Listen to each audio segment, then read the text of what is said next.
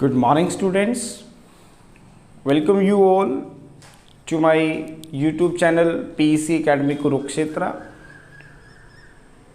My dear students, today I am here to discuss along with you the most important article. The article is Newton's third law of motion. This article I have taken from Unit 3, Newton's law of motion of class 11th. बहुत ही important article है और बहुत बार frequently इस article को आपके final exam में पूछा जाता है. Newton first law and Newton second law, both this law I was discussed before 2 or 3 days in front of you. So today I will discuss this most important article, that is Newton third law of motion. That is Newton third law of motion. Now what is Newton third law of motion? According to Newton, a single force never occur in nature. According to Newton, the forces always exist in pair due to the mutual interaction between the two bodies.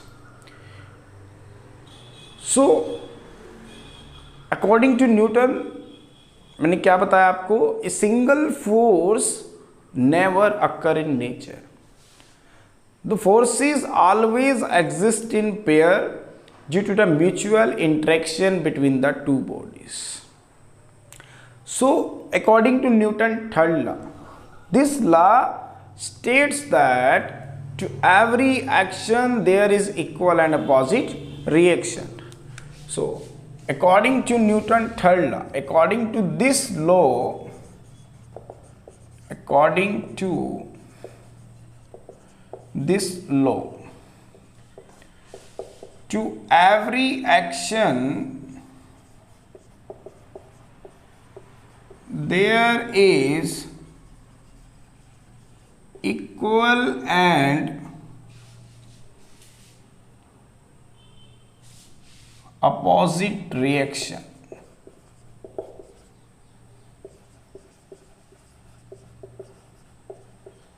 क्या कहता है ये हमें? To every action there is equal and opposite reaction. Action is equal to minus reaction. Means जब भी suppose there are the two bodies, मैं दो body ले रहा हूं, suppose there are the two body, this is the body A and this is the body B.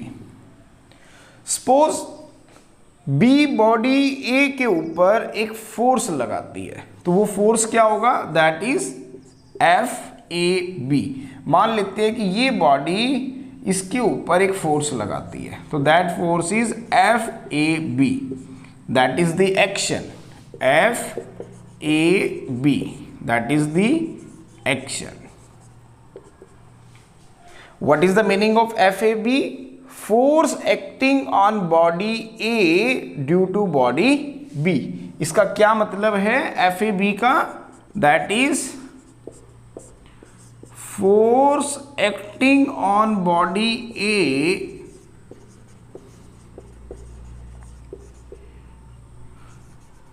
due to body B. मतलब ए के ऊपर जो फोर्स लगा बी के द्वारा, यही तो एक्शन है. This is the action. तो न्यूटन थर्ड लॉ कहता है कि ए भी बी के ऊपर इस डायरेक्शन में एक फोर्स लगाएगा, तो एफ बी ए. अगर बी बॉडी ए के ऊपर एक फोर्स लगाती है इस डायरेक्शन में, तो किसके ऊपर लग रहा है?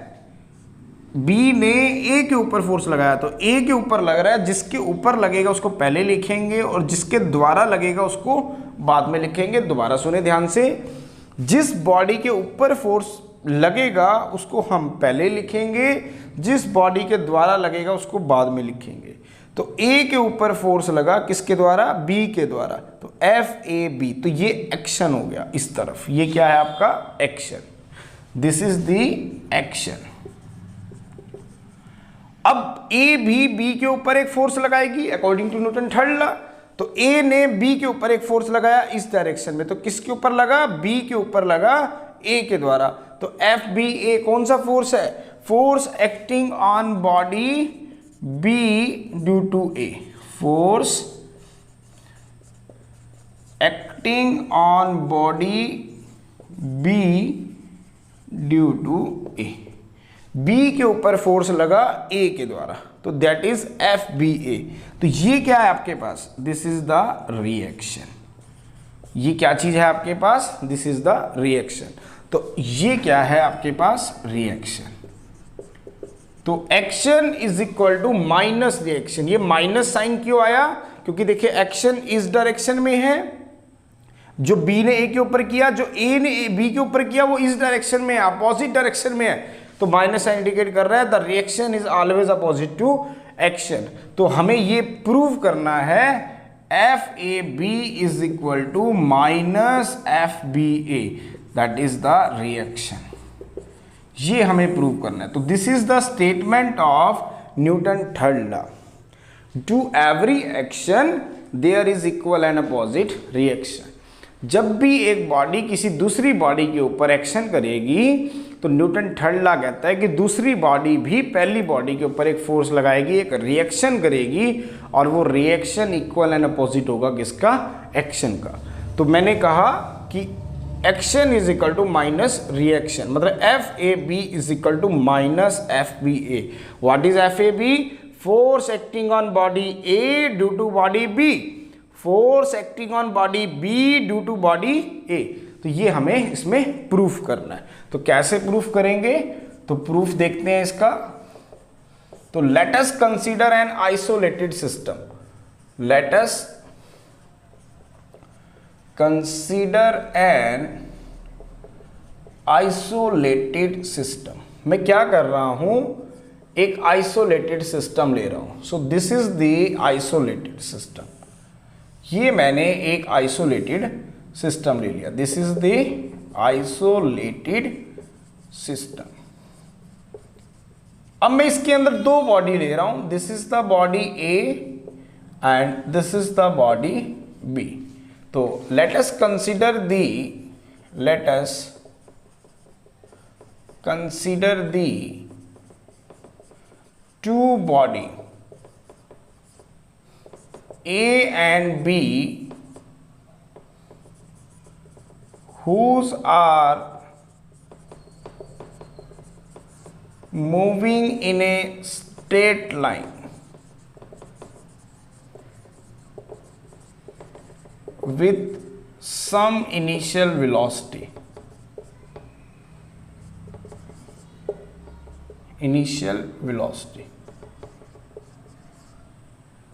Say UA and UB, say UA and UB। ये वेलोसिटी कितने से चल रहा है? UA से, और ये वेलोसिटी कितने से चल रहा है? UB से। मैंने मान लिया कि UA जो है वो ग्रेटर देन है किससे? UB से। मैंने एक आइसोलेटेड सिस्टम लिया और इस सिस्टम के अंदर मैंने दो बॉडीज ले ली, एक बॉडी A और दूसरी बॉडी B। बॉडी ए की जो वेलोसिटी है वो UA है और बॉडी बी की जो वेलोसिटी है वो UB है। अब UA ग्रेटर देन है UB से, इसका मतलब कुछ टाइम के बाद they will collide to each other, और जब कोलाइड करेंगी तो they will exert a force on each other.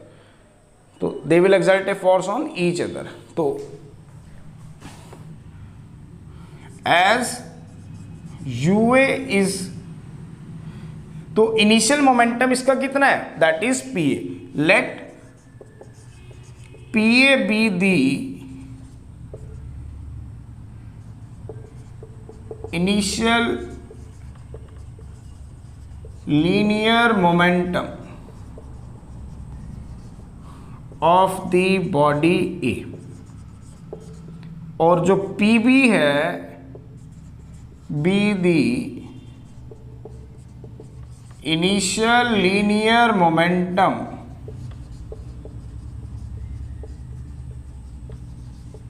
Of the body B. मैंने मान लिया कि ये जो दो बॉडीज हैं, एक बॉडी ए और एक बॉडी बी। बॉडी ए कितनी वेलोसिटी से मूव कर रही है? यूए वेलोसिटी से मूव कर रही है। उसका सर्टेन मास है तो उसका एक मोमेंटम होगा, दैट इज पी ए। इसी तरह बॉडी बी भी एक सर्टेन वेलोसिटी से मूव कर रही है, that is U B, and it has certain definite mass, तो इसका भी मोमेंटम होगा, दैट इज पी बी। अब यूए आपका क्या है? ग्रेटर देन है यू बी से। Let them collide to each other, let them collide to each other so as they mutually act and react on each other। जब ये दोनों collide करेंगी, as U is greater than U B है, तो इसका मतलब कुछ टाइम के बाद उनके बीच का डिस्टेंस कम होता जाएगा और कुछ टाइम के बाद they will collide to each other. और जब कोलाइड करेंगी तो they will exert a force on each other. ठीक है, तो as U A is greater than U B, so after a certain interval of time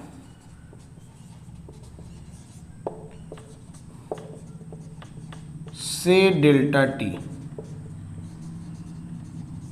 they will collide to each other, they will collide to each other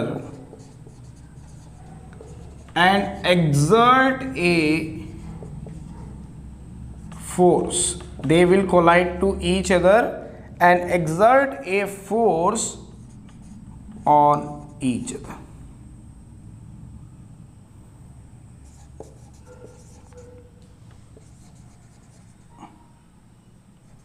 during this small interval of time। मैंने आपको क्या बताया कि मैंने एक isolated system लिया है और इस आइसोलेटेड सिस्टम में मुझे प्रूफ क्या करना है? Action is equal to minus reaction. तो ये मैंने एक आइसोलेटेड सिस्टम ले लिया। इस आइसोलेटेड सिस्टम के अंदर मैं दो बॉडी ले रहा हूँ। एक बॉडी ए है जिसकी वेलोसिटी यू ए है और मान लिया उसका मोमेंटम क्या है? P A. इसी तरह this is the second body B, velocity is U B and the momentum is P B. अब जैसा कि यू ए आपका ग्रेटर देन है किससे? यू बी से, तो इसका मतलब कुछ टाइम के बाद जैसे जैसे टाइम बीतता जाएगा तो इनके बीच का गैप कम होता जाएगा। तो after a certain interval of time से delta T they will collide to each other. ये दोनों एक दूसरे के साथ क्या करेंगी? कॉलिजन करेगी।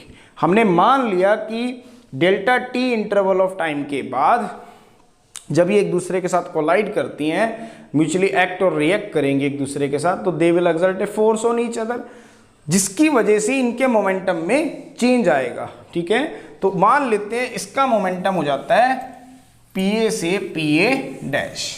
तो मैं मान लेता हूं कि इसका मोमेंटम कितना हो जाता है? पी ए से पी ए डैश। तो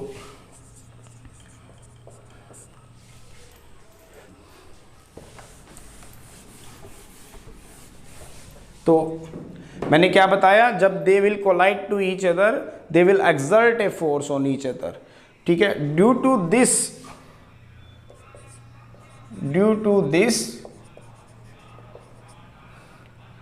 there is a change in momentum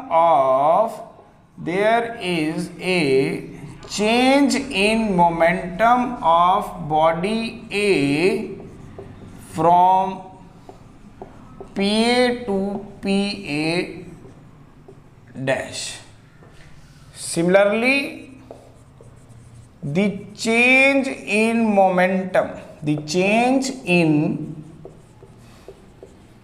momentum of body B from PB to PB dash। तो नेट चेंज इन मोमेंटम कितना आया? Net change in momentum in body A after collision, that is PA dash minus PA, that will become equal to delta PA. Similarly, net change in momentum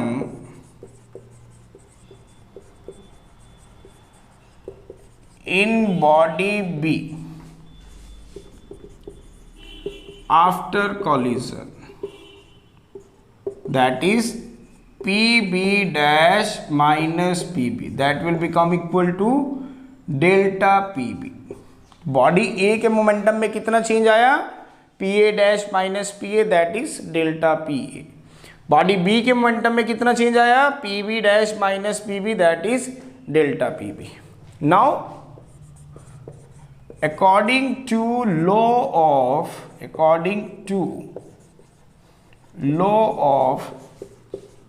conservation of linear momentum, अगर हम इसकी बात करें, according to law of conservation of linear momentum, जो net momentum है of the system will always remain constant. It means जो net momentum है that is delta PA plus delta PB, that will become equal to constant.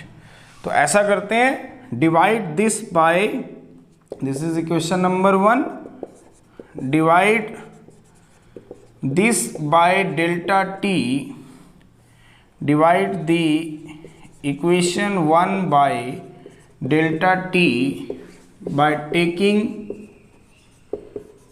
limit delta t goes to 0, delta t goes to 0. तो ले, तो delta PA upon delta t with limit delta t goes to 0 plus limit delta t goes to 0 delta PB upon delta t. अब constant का जो differentiation है it will always 0, it is 0.